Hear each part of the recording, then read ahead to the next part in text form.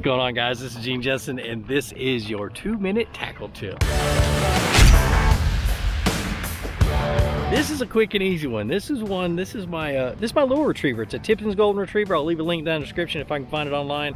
I've had this one for years. I bought a few of them years and years ago, but it has saved me a ton of money, and a lure retriever is a great investment.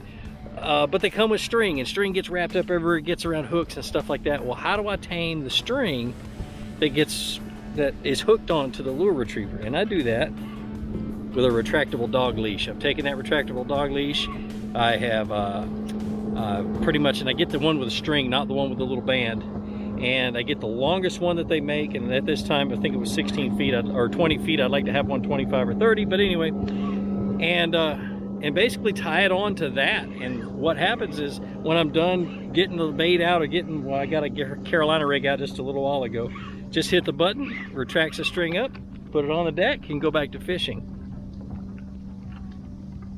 A dog leash. And that's your tackle tip for today. So like I always say, be sure to introduce somebody to fishing. Introduce them to my channel. Let me help you teach them how to fish. More importantly, get out on the water, go out and catch some fish, and have a great day. We'll see you.